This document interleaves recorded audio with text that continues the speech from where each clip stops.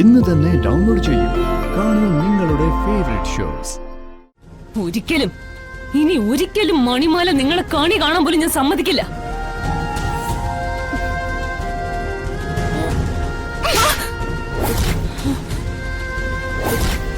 എന്റെ ജീവിതം തൊലച്ചിട്ട് നിന്ന് അഹങ്കരിക്കുന്നോടി. ഇതിന് നീ പകരം കൊടുക്കാൻ പോകുന്നത് വലിയ വിലയായിരിക്കും. മണിമാല ഉടനെ കിട്ടും, കൊണ്ടു തരൂ എന്നൊക്കെ പറഞ്ഞ് വെറുതെ പ്രതീക്ഷ കൊടുക്കരുത്. അവസാനം സ്വയം തിരിച്ചടിയായി മാറും. ആ നരേന്ദ്രന്റെയും നിന്റെയും ഇടയ്ക്ക് ഞാൻ ഇങ്ങനെ എന്തെങ്കിലുമൊക്കെ പറഞ്ഞ് മധ്യസ്ഥം പിടിക്കുന്നോണ്ടാ അവൻ നിന്നെയും നിന്റെ തള്ളയും കാണാത്തതും മണിമാല അവന് കിട്ടാത്തതും. അറിയാവുന്നതൊക്കെ പറഞ്ഞ് ഞാൻ അല്പം പിറകോട്ടൊന്ന് മാറി നിന്നാൽ അവൻ നിങ്ങളെ കാണും. ഇവിടെ വന്ന് നിന്നെയും നിന്റെ തള്ളയും വലിച്ചിഴച്ചോണ്ട് പോവും. മണിമാല എവിടെയുണ്ടെന്ന് എന്നോട് പറയാത്ത നീ നരേന്ദ്രനോട് പറയേണ്ടി വരും.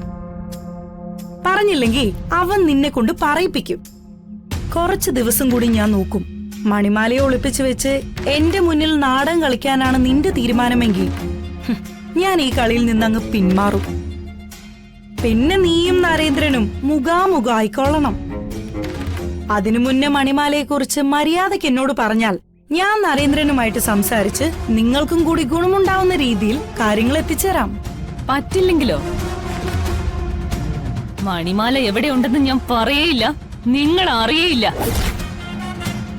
ഞാൻ പറഞ്ഞില്ലെങ്കിലും നിങ്ങൾ എന്നെ ഒന്നും ചെയ്യാൻ പോകുന്നില്ലെന്ന് എനിക്കറിയാം.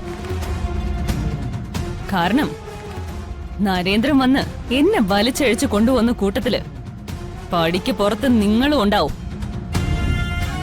അത് എന്നെക്കാൾ വ്യക്തമായിട്ട് നിങ്ങൾക്ക് അറിയുകയും ചെയ്യാം. സ്വന്തം അമ്മയെ തള്ളി പറയുന്ന നിങ്ങൾക്ക് മനസ്സിൽ ഒരു കടുകുമണി പോലും ഞങ്ങളോട് ആത്മാർത്ഥതയില്ലാതെ എനിക്കറിയാം. അമ്മയും അനിയത്തെയും സംരക്ഷിക്കാനാണ് നിങ്ങൾ എല്ലാം ആരോടും പറയാത്തതെന്നേ ഞാനോ അമ്മയോ അച്ഛനോ വിശ്വസിക്കുന്നില്ല. അതുകൊണ്ട് നിങ്ങൾക്ക് ധൈര്യം ഉണ്ടെങ്കിൽ എല്ലാം നരേന്ദ്രനോട് പറയും. ബാക്കി നമുക്ക് അപ്പ ആലോചിക്കാം. നിന്റെ ഈ അഹങ്കാരം ഉണ്ടല്ലോ, അത് മാറ്റിയില്ലെങ്കിൽ എന്റെ പേര് ഐശ്വര്യലക്ഷ്മി എന്നല്ല. നീ പറയാതെ തന്നെ മണിമാല എവിടെയുണ്ടെന്ന് ഞാൻ കണ്ടുപിടിക്കും. അത് നീ ഏത് ആമാടപ്പെട്ടിയിൽ കൊണ്ട് ഒളിച്ചു വെച്ചാലും കുത്തി തുറന്ന് ഞാൻ എടുക്കും. എന്നിട്ടേ എനിക്കിനി വിശ്രമമുള്ളൂ. മണിമാല കിട്ടാൻ വേണ്ടി നിങ്ങൾ വിശ്രമിക്കാതെ കഷ്ടപ്പെടുവൊന്നും വേണ്ട.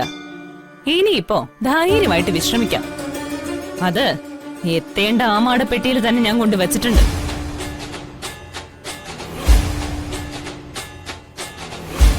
എന്തായാലും മണിമാലയ്ക്ക് വേണ്ടി ഇത്രയും കഷ്ടപ്പെട്ട് അന്വേഷിക്കുമല്ലേ, അതെവിടെയാന്ന് ഞാൻ പറയാം. മണിമാല എന്റെ കയ്യിലല്ല, സാക്ഷാൽ ദേവിയുടെ കയ്യില. ദേവിയുടെ തിരുവാഭരണം ഞാൻ തിരികെ ദേവിക്ക് തന്നെ സമർപ്പിച്ചു. ഇന്നലെ രാത്രി ഞാനത് അമ്പലത്തിൽ വെച്ച് പൂട്ടി.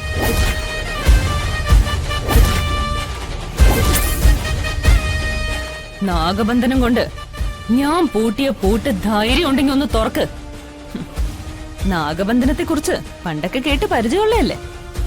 ആ നാഗബന്ധനം അഴിക്കാൻ പറ്റുമെന്ന് ഒന്ന് ശ്രമിച്ചു നോക്ക്.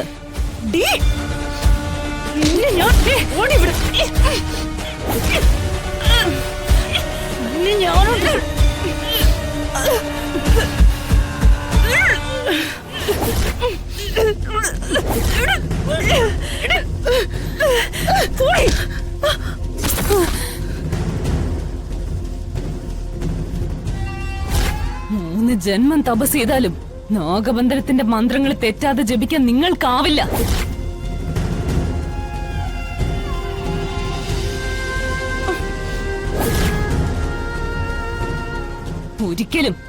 ഇനി ഒരിക്കലും മണിമാല നിങ്ങളെ കാണാൻ പോലും ഞാൻ സമ്മതിക്കില്ല.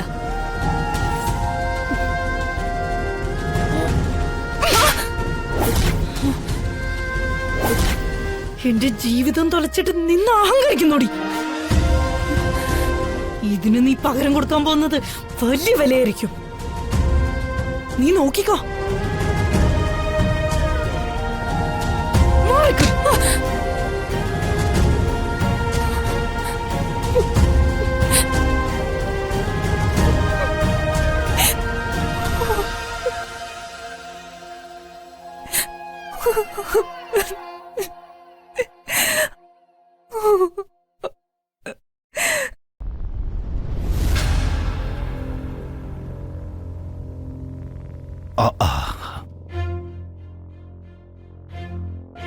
നിങ്ങൾ എന്തേ നോക്കിക്കൊണ്ടിരിക്കുന്നത്? ആരുടെ ഫോട്ടോയാ അത്? എനിക്ക് വേണ്ടപ്പെട്ട ഒരാളുടെ ഫോട്ടോയാ. എന്റെ ജീവിതം ഇനി എങ്ങനെ പോകണമെന്ന് നിയന്ത്രിക്കുന്ന ആളുടെ ഫോട്ടോയാ. സംഗതി രഹസ്യമാ. ഞാൻ മനസ്സിൽ കൊണ്ടു നടക്കുന്ന ഒരാളുടെ ഫോട്ടോയാ ഇത്. സത്യം പറ, നിങ്ങളുടെ ഏത് രഹസ്യ കാമുകിയുടെ ഫോട്ടോയാ അത്? എന്റെ ജീവിതം പോയല്ലോ എന്റെ ഈശ്വര. ഈ മനുഷ്യൻ എന്നെ ചതിച്ചല്ലോ. നിങ്ങളുടെ രഹസ്യ കാമുകി ഏതവളായാലും അവളുടെ തലയിൽ ഇടുത്തി വീഴണ എന്റെ ദേവി. ഡേ ഡേ നീ ഒന്ന് അടങ്ങടി. ഇതേ എന്റെ രഹസ്യകാമുകിയൊന്നുമല്ല. പിന്നെ ഏതവളുടെ ഫോട്ടോ നിങ്ങൾ ഈ നോക്കിക്കൊണ്ടിരിക്കുന്നേ? അതിങ്ങോട്ട് താ, ഞാനൊന്ന് നോക്കട്ടെ. ഇങ്ങോട്ട് താ. ഇട്.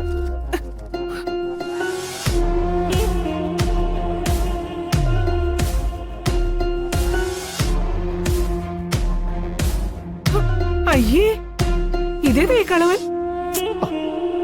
അതല്ല ഞാൻ മര്യാദക്ക് പറഞ്ഞത്, കാമുകിയൊന്നുമല്ലെന്ന്. അപ്പൊ പിന്നെ ഇതാരാ? നിങ്ങൾക്കിപ്പം ഇങ്ങനെ ആണുങ്ങളോടാണ് താല്പര്യം? എന്റെ പൊന്നു നിരു, ഇത് അതൊന്നുമല്ല. പിന്നെ നിന്നെ കെട്ടിയെടുക്കുന്നതിന് മുമ്പേ എനിക്ക് വേറൊരു ജീവിതം ഉണ്ടായിരുന്നു.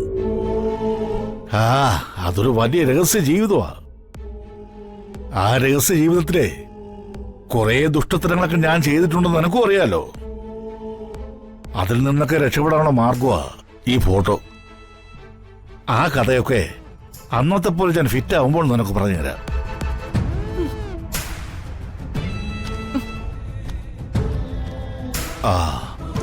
അമ്മേ, ഞാൻ ഇന്ന് ഇറങ്ങട്ടെ.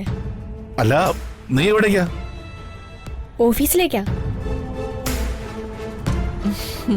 ആ ഐശ്വര്യ പോയതുപോലെ ഞാൻ ഓഫീസിലേക്ക് പോവാ. അവിടെ ഇന്ന് എന്തെങ്കിലും നടക്കും. ഇല്ലെങ്കിൽ ഈ അനസൂയ നടത്തും. മോളെ, all the best. Thank you അമ്മേ. പോയിട്ടോ. ശരി.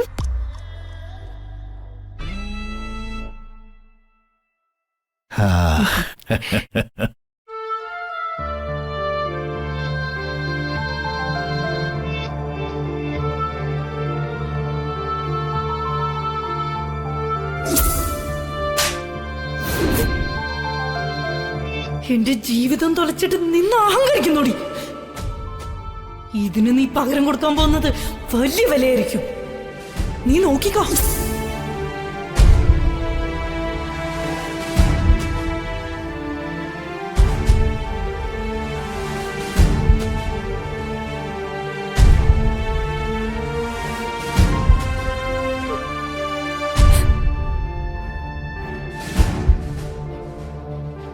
താനെന്താ അവിടെ നിന്നൊക്കെ മാറി ഇവിടെ വന്നിരിക്കുന്നത്?